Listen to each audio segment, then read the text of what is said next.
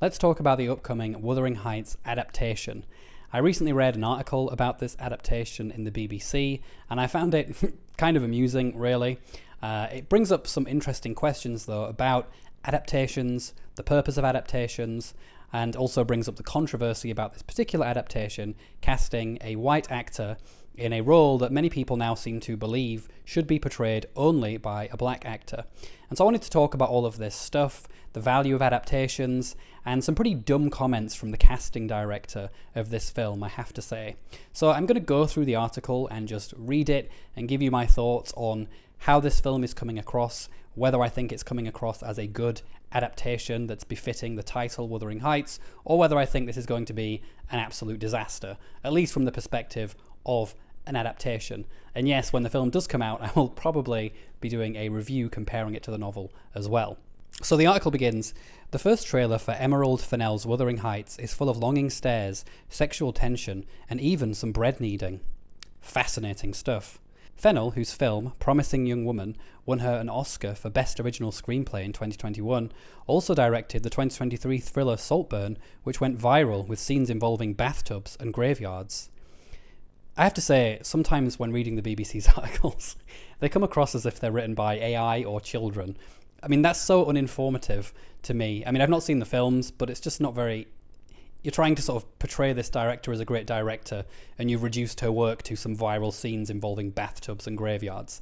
Not the best writing if you're wanting to sort of show that this person is worthy of, producing a great film. I'm sure she is, as she's won an Oscar, but still, it's not a great way to sort of present her competence to do this kind of thing. She has now turned her attention to adapting Emily Bronte's 1847 classic novel, which stars Barbie star and producer Margot Robbie, Saltburn's Jacob Elordi, and adolescent star Owen Cooper. Those who have seen Saltburn won't be surprised by some of Fennell's artistic choices in the short clip, which appears to be more overt in its eroticism than the 1847 Gothic novel. Yes, indeed, because Wuthering Heights, as much as people like to pretend otherwise, is not a very erotic novel. It is a love story in some ways, but it's actually much more about revenge and abuse. And one thing that is quite worrying to me, having seen the trailer especially, is that this adaptation seems to have really misunderstood the point of the source material. Wuthering Heights does not romanticize abusive people like Heathcliff. In fact, it is quite the opposite if you actually read the book. And so if the adaptation goes this way in romanticizing sexual abuse and violence, it's going to be quite disappointing and a real, disservice to the source material and a misunderstanding of it fundamentally. Anyway, let's continue.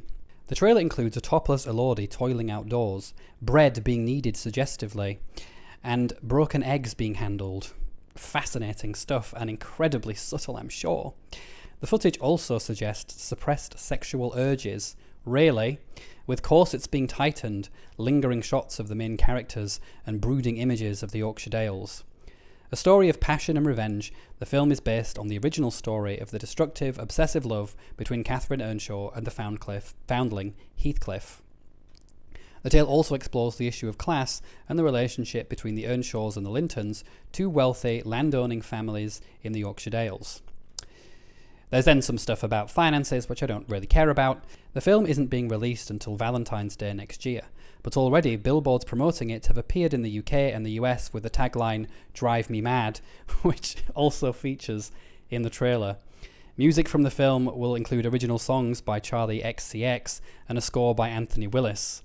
Classy. During a promotional tour for another project, Jacob Elordi, who also starred in Saltburn, told Deadline, "It's an incredible romance. It's a true epic. It's visually beautiful. The script is beautiful. The costumes are incredible. The performance is from everyone. It's breathtaking," he added. So in other words, it seems to me, based off of this description, that it's all style and no substance. The costumes are great, lovely. The scenery is great, also lovely. But what about the story? What about the actual content here? There are lots of good adaptations in recent memory that are visually stunning in every possible way, but at the end of the day, the visuals are one of the most superfluous aspects of a film as a medium. Ultimately, we want to know whether the story that is being told through this medium is an interesting one and worth our time, and there's nothing really there to suggest that there is one, and quite a lot to suggest that this is just kind of a lewd reimagining of Wuthering Heights.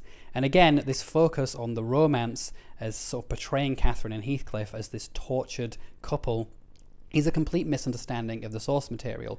Anyone who's read the book will be familiar with the scene in which the young Linton girl, I forget her name off the top of my head, but she is in love with Heathcliff, and Catherine speaks to her about this, and she basically mocks her, saying, "You think Heathcliff is some kind of tortured, brooding hero who's deep down a nice person. He isn't. He's vicious and violent and horrible, and you're deluded if you think you can change him."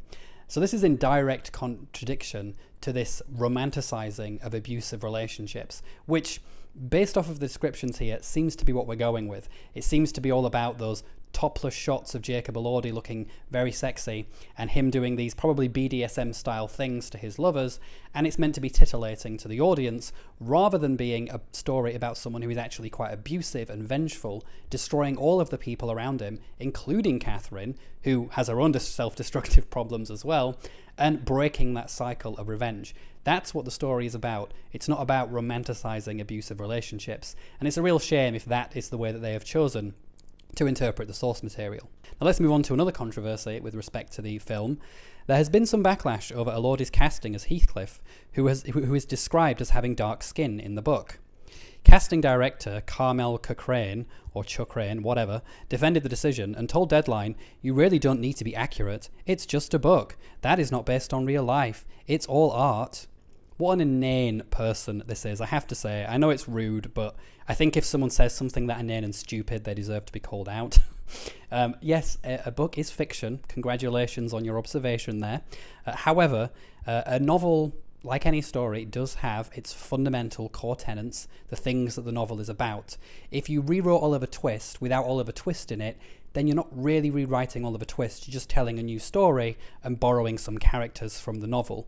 If you fundamentally misunderstand Wuthering Heights and just present a lewd romanticization of abusive relationships, then you're really not telling the story of Wuthering Heights, which does no such thing and is a much deeper and complex story. Now, interestingly, one thing that I would say is that this casting director does have at least one argument they could provide, which is that although people seem to be convinced that Heathcliff is a black slave because Cathy's father, he goes to Liverpool, there was slaving dock there at the time, so it's certainly a viable interpretation of the novel that Heathcliff could be a black slave. However, that is left ambiguous in the story. There's plenty of different references to Heathcliff's heritage racially, and it's often vague. There's a quote, I think, about his mother coming from India and his father being a Chinaman at one point. Maybe it's the other way around. Again, I forget the details now, but the whole point of Emily Bronte's purpose in making his race ambiguous is that Heathcliff is meant to be something of a mystery. Where does he come from? He's this rugged, wild thing that's not, alien to the moors in many ways, but then in some ways also quite like the landscape that he finds himself in. So I think it is important and fundamental to his character that he is non-white, and so I think that is actually a legitimate criticism of this adaptation, because sometimes it doesn't matter. The race of a character is not integral to who they are as a person, it's not integral to the symbolism of the story, but actually Heathcliff's not being white is quite fundamental to the novel of Wuthering Heights, not because it's a commentary on slavery, which is what some people seem to assert as if it's a proven fact, when fair enough you can interpret it that way, but you don't need to. In fact, it's more about him being ambiguous, unknown, alien, different. And so yes, it is important, I think, for Heathcliff to be portrayed by a non-white actor, but it need not be this particular interpretation that a lot of people who are getting offended over this casting choice seem to have. We have to bear in mind that fundamentally Heathcliff's background is a mystery, and one way that Bronte communicates the mysteriousness is by having him have this ethnically ambiguous background, and that really is what the novel, or sorry, the adaptation should have pushed, because that would be more accurate with respect to this book. As for this stupid comment by this casting director, again, I just think that's silly. I think that fundamentally stories do have a spirit, they have a fundamental story to them, and you can tweak certain things in a novel and it's still the same thing, but if you change those fundamental aspects, then you're not really adapting the story at all. One thing that I will say in defense of this Wuthering Heights adaptation, though, it's a small point, but I think an interesting one, is that they've actually put the title in quotation marks. And I actually quite like this and think it's a little bit clever because it sort of subtly implies that this really isn't Wuthering Heights, right? It's saying Wuthering Heights, you know, indicating some kind of ironic detachment from the source material. So I do find that to be a little bit clever if that's the reason why they chose to do that. I certainly think it's better than, say, the Anne Rice's Vampire Chronicles TV show, which has the nerve to call itself Anne Rice's Interview with a Vampire, when actually the content is nothing like her original novel. So I do appreciate the attempt to distance itself from the source material. Nevertheless, my view on this has always been the same, and it is simply that if you are going to adapt a story, then what you are fundamentally doing is you are profiteering off of that original work. And I don't think anyone would necessarily be interested in some erotic fantasy set on the Yorkshire moors in the 1800s if the name Wuthering Heights wasn't attached to it. Even if you're putting it in quotation marks, you're still indicating something. You're still trying to capitalize on something. And that's why it's quite important, I think, to call these kind of adaptations out, because I do find there to be something of a con in these kinds of adaptations. It does come across in many ways like you're just capitalizing on a IP that is well known, more creative and interesting than something that you could produce yourself, and you just want to get that money and that attention. And so that's why, even with that clever title change, I do still find this incredibly annoying. Now, unfortunately, Wuthering Heights has never really been adapted that well. It's a difficult novel to adapt because really the emotional impact of the story is still centered around Catherine and Heathcliff, and Catherine does die halfway through the book, and a lot of people don't like the second half of Wuthering Heights. I do think there's a lot of value in the second half of the book, but it is more somber, it is much slower.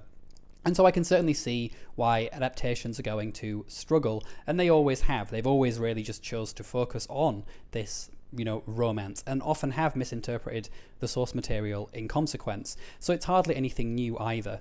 And that's everything that I want to say on this topic. Of course, when the film does come out, I will be watching it and I'll give my view because, it's certainly possible that this is all marketing, and at the end of the day, that's what it is. And so you can still get a film that is marketed some way, but that actually turns out to be quite good. I'm not saying that you couldn't give a reimagining of Wuthering Heights that amps up the sex. Frankly, I just find that boring personally because it's what everything does nowadays.